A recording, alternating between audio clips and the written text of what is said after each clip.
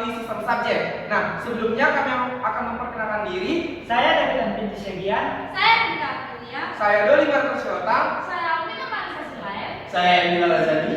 Nah, kali ini teman-teman kami akan mempresentasikan bagaimana sistem pengasipan melalui sistem manual dan sistem elektronik menggunakan sistem subjek. Selamat menyaksikan. Baik, di sini saya akan menjelaskan tahap pertama dalam proses pengarsipan sistem subjek. Nah, tahap pertama itu adalah kita harus mengcollecting atau mengumpulkan semua surat-surat yang telah diproses oleh bagian-bagian yang bersangkutan dengan surat tersebut. Nah, kita akan mengumpulkan semua surat-surat itu. Setelah dikumpulkan, surat akan diproses dengan tahap selanjutnya.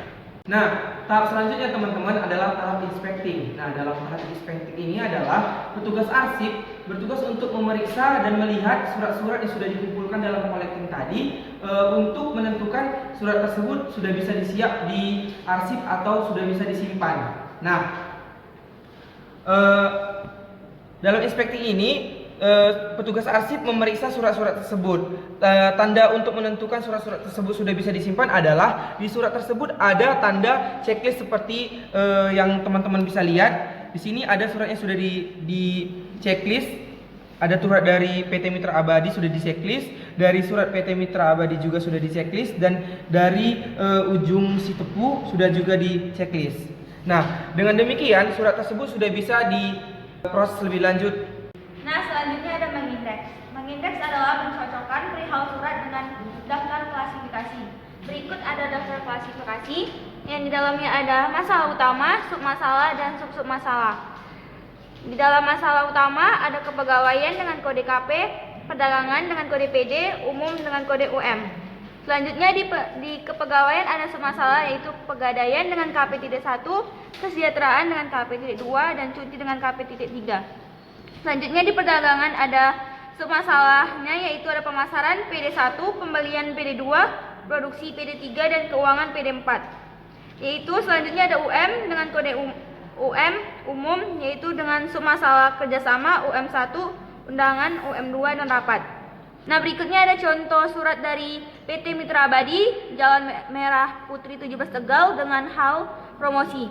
Maka promosi kita cek di daftar klasifikasi termasuk di dalam masalah utama perdagangan PD1. PD1 yaitu di promosi berarti kita indeks dia masuk ke dalam surat promosi PD1.1. Setelah mengindeks, tahap selanjutnya adalah tahap pengkodean, di mana tahap pengkodean ini dapat kita lihat dari daftar klasifikasi. Yang dimana pada contoh pertama ini adalah perihalnya ialah izin. Maka daftar klasifikasinya kita cari izin. Izin itu bertempat, maka kodenya adalah KP1.2, yang dimana kita tulis di sudut kanan atas KP1.2. Nah, untuk mempermudah kita untuk menemukan suratnya ini, maka kita akan buat sticky notes, yang dimana kita letakkan di sudut kanan atasnya supaya kita gampang mencari surat tersebut. Nah, contoh yang keduanya adalah ini. Dalam surat ini adalah perihalnya adalah promosi, di mana kita lihat di daftar klasifikasinya promosi masuk ke bagian mana, yang dimana kodenya adalah PD1.1. Maka kita tulis di sudut kanan atasnya adalah PD1.1, atau biar mempermudah kita membuat sticky note seperti yang tadi di sudut kanan atasnya untuk mempermudah kita menemukan suratnya. Contoh yang ketiga adalah perkenalan produk. Nah, perkenalan produk ini sama dengan promosi, di mana kita lihat di daftar klasifikasinya promosi, maka kodenya adalah PD1.1. Kita tulis di sudut kanan atas PD1.1. Untuk mempermudah kita kembali, kita akan membuat sticky notes-nya di sudut kanan atas untuk mempermudah kita menemukan suratnya kembali. Baiklah, setelah pengkodean surat, selanjutnya kita akan mensorting surat. Nah, menyorting itu sendiri artinya adalah mengkelompokkan surat yang ingin diarsip bisa sesuai dengan kode ataupun tanggal. Kemudian juga jika ada surat dengan kode yang sama, kita bisa lihat di luar tanggal yang masuk. Maka jika tanggalnya sama, selanjutnya kita akan mengurutkannya dengan nama.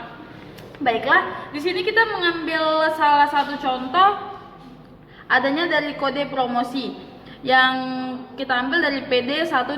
Teman-teman bisa lihat sendiri. Mungkin jika teman-teman bingung untuk cara menyortingnya, maka lihat saja tanggal mana yang duluan masuk. Seperti di sini datang dari PT Mitra Abadi. Dengan halnya promosi, yang ini juga PT Mitra Abadi dengan promosi juga halnya, tapi kodenya sama dan tanggalnya berbeda. Maka dari itu teman-teman bisa urutkan saja dari tanggal 13 Maret ke 25 Maret. Begitu juga seterusnya. Oke teman-teman, setelah semua proses telah dilalui, kita masuk ke dalam proses terakhir, yaitu proses placing atau proses penyimpanan surat. Nah, apa saja sih yang diperlukan dalam proses penyimpanan surat tersebut? Yang pertama itu adalah filing kabinet, kemudian ada kode laci, kemudian ada untuk kode guide-nya, kemudian ada surat yang akan kita arsip, kemudian ada pembatas untuk menyatakan surat masuk, apakah itu surat keluar atau surat masuk. Nah, teman-teman, saya akan jelaskan bagaimana proses penyimpanannya. Nah, yang pertama itu kita ambil suratnya terlebih dahulu. Nah, kita lihat di suratnya itu ada kodenya yang sudah dibuat tadi. Nah, di sini ada surat dengan kode KP1.2 mengenai surat izin. Nah, kita lihat daftar klasifikasi. Nah, untuk kode KP1.2 itu tadi ada dalam kode laci kepegawaian, dan untuk kode guide-nya itu adalah pengadaan. Nah, jadi kita tinggal lihat tuh kode laci kepegawaian. Nah, di sini ada teman-teman, kita lihat ada kode laci kepegawaian. Kode guide-nya itu ada pengadaan. Nah, di dalam kode guide itu kita masukkanlah surat yang berkode KP1.2. Nah, setelah itu kita masukkan ke dalam filing kabinet yang sudah kita buat tadi. Nah, selanjutnya untuk surat kedua. Untuk surat kedua itu ada kodenya PD1.1 dengan hal promosi. Nah, kembali kita lihat ke daftar klasifikasi. Untuk promosi PD1.1 itu masuk ke dalam kode laci perdagangan, kemudian untuk kode guide-nya itu adalah pemasaran. Nah, kita lihat, kita ambil kode laci perdagangan, kemudian kita ambil untuk kode guide-nya itu pemasaran, lalu kita masukkan surat tersebut di dalam kode guide-nya tadi. Nah, kemudian kita masukkan ke dalam filing kabinet.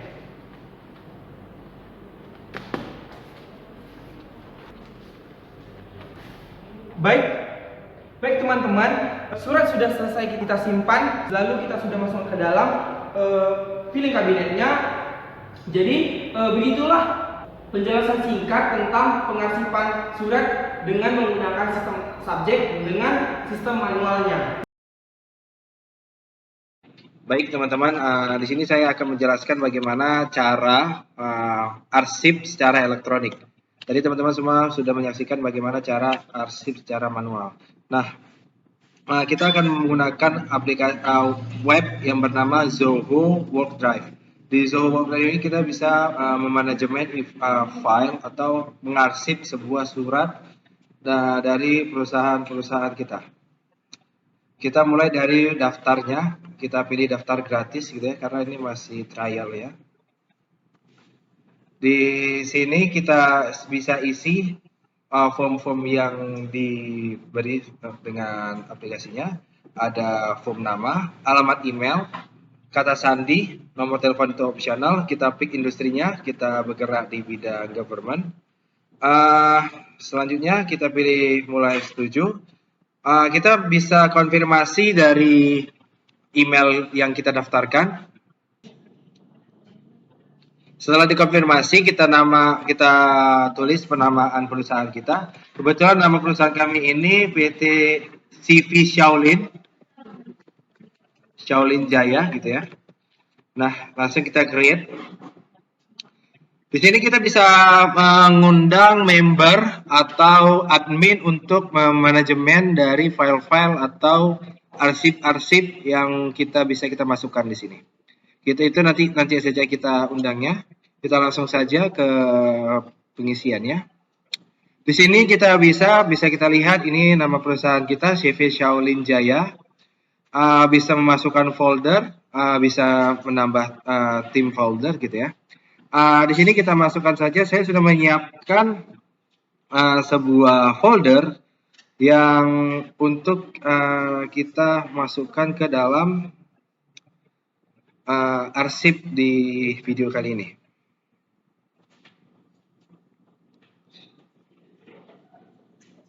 Sebentar, ini kita upload dulu video filenya.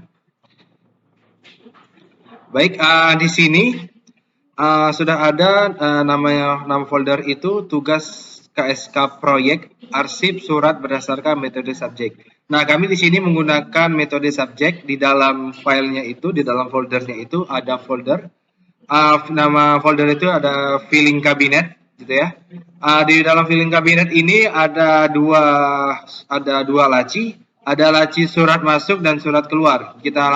Saya jelaskan salah satunya aja. Saya jelaskan dari surat masuk.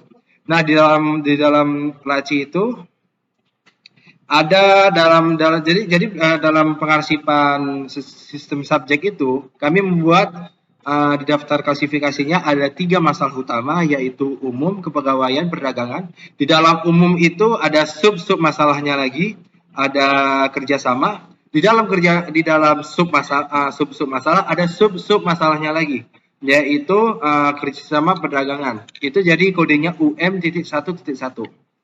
Nah, jadi di dalam sistem subjek gitu ya, dia di dalam masalah utama itu ada masalah sub masalahnya, terus di dalam sub masalah itu ada sub masalahnya. Jadi kita menyimpan atau mengarsip surat berdasarkan sub masalahnya, dan pengkodeannya itu sama seperti sistem manual yang tadi sudah dijelaskan dengan teman saya. Nah, kemudahannya apa sih dari secara elektronik? Kita dapat mudah untuk mencari surat yang kita arsip. Contohnya, atasan kita itu meminta kepada kita surat dari PT Mandiri Maju. Kita bisa langsung saja menuliskan nama perusahaannya, PT Mandiri Maju. Di sini kita lihat sudah ada gitu ya, sudah ada surat, bisa dilihat PT dari Mandiri Maju, atau atasan kita atau manajer kita atau rekan sejawat kita gitu minta kepada kita, tolong dong saya minta surat pada 12 Januari gitu 2022. Nah, di situ langsung keluar surat pada tanggal 12 Januari. Jadi singkatnya, dari sistem elektronik ini memudahkan kita untuk mencari atau men-searching atau menemukan surat yang kita arsip. Jadi kita tidak perlu alat bantu seperti buku arsip dalam penggunaan sistem arsip secara elektronik. Mungkin itu saja yang bisa saya sampaikan, lebih kurang saya mohon maaf. Wassalamualaikum warahmatullahi wabarakatuh. Terima kasih sudah menonton video kami. Semoga bermanfaat. Sampai jumpa lagi.